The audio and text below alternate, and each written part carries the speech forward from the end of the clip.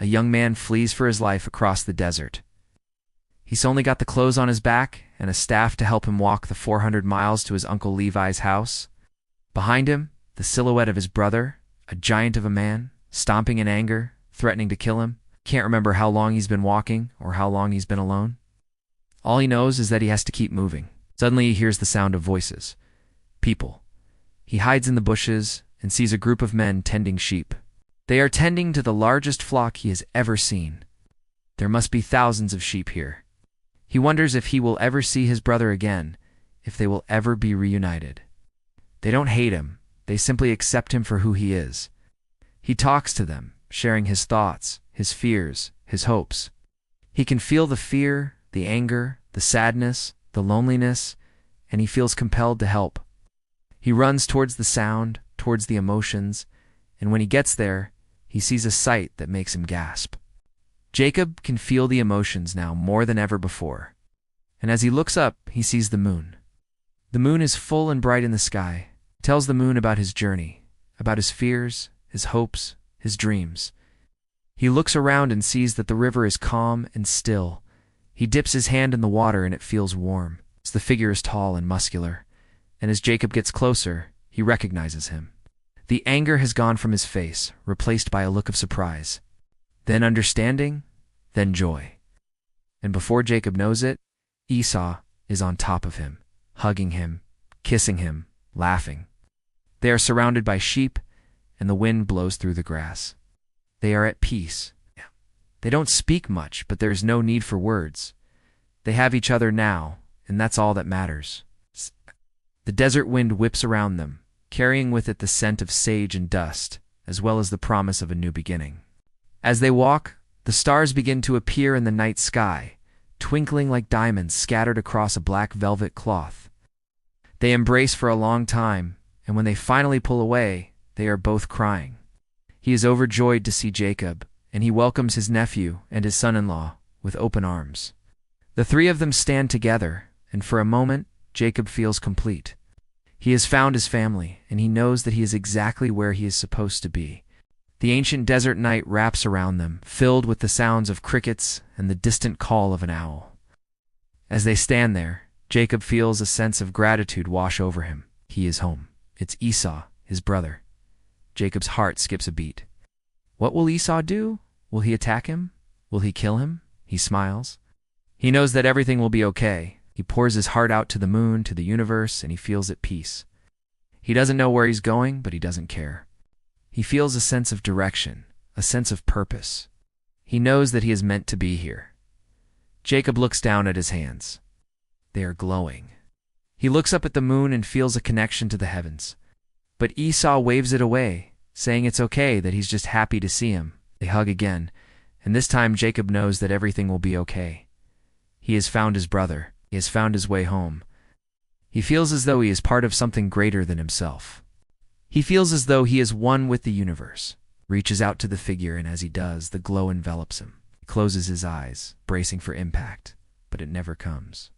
Instead, he feels a surge of energy flow through him. He opens his eyes, and he sees that the figure has vanished. He pours his heart out to them, knowing that they won't understand his words, but somehow they seem to sense the emotions behind them. He feels a sense of calm around them, a feeling he hasn't felt since leaving his childhood home. He longs for family, for someone to talk to. The young man stumbles on. He is so tired, so thirsty. Will he make it? He comes out with hands raised in submission, and the man asks him where he's from and what he's doing here.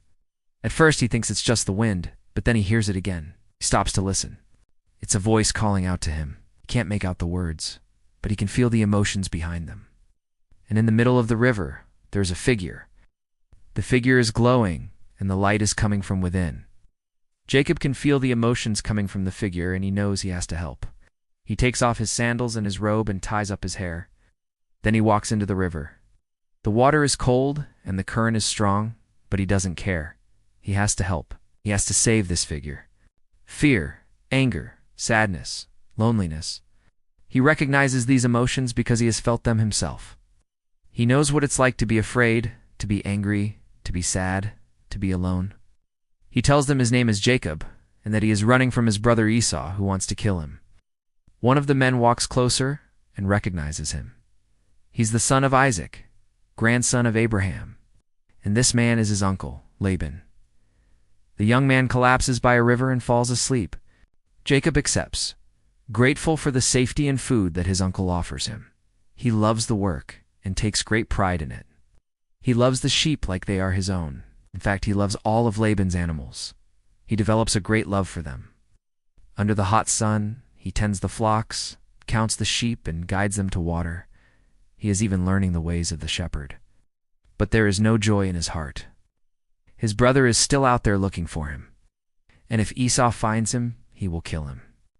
To try and calm Jacob's troubled mind, Laban offers him a job, herding his sheep. Jacob accepts and starts work immediately. He dreams of a vision. Above him, a ladder stretches up into the heavens, connecting earth and sky. Angels ascend and descend the ladder. He watches in awe as they disappear into the clouds. Then he wakes up. It was just a dream. He looks around. Where is he? This isn't the river from his dream. One of the men notices him hiding in the bushes and calls out to him. Laban invites Jacob into his home. Days turn into weeks. Weeks turn into months. And Jacob works tirelessly. All the while, he thinks about his brother. What did he do to deserve such hatred? Why does Esau want him dead? These questions plague him constantly. As the months pass, he grows accustomed to his new life. The sheep become his closest companions. They don't judge him. One day, while tending the flocks, Jacob hears a noise in the distance. He follows the sound, and as he does, the emotions grow stronger. In front of him is a river. The water is dark, and the current is strong. He reaches the middle of the river, and the glow from the figure becomes brighter. He looks around and realizes that he is not in the river anymore. He is on the bank. He spends the night in the riverbank, watching the stars and talking to the moon. As the first rays of sunlight hit the horizon, he gets up and shakes off the sleep. He leaves the riverbank and starts to walk. As he walks, he sees a figure in the distance. But as Esau gets closer, Jacob sees a change in his brother's demeanor. Esau asks Jacob why he didn't tell him he was coming. Jacob apologizes, saying he was afraid. They stand there hugging for a long time, and the sun warms their skin. As the sun sets, casting long shadows across the desert, Jacob and Esau walk side by side towards their uncle's house. When they reach the house, Laban comes out to greet them. Thank you for watching. Subscribe for more videos.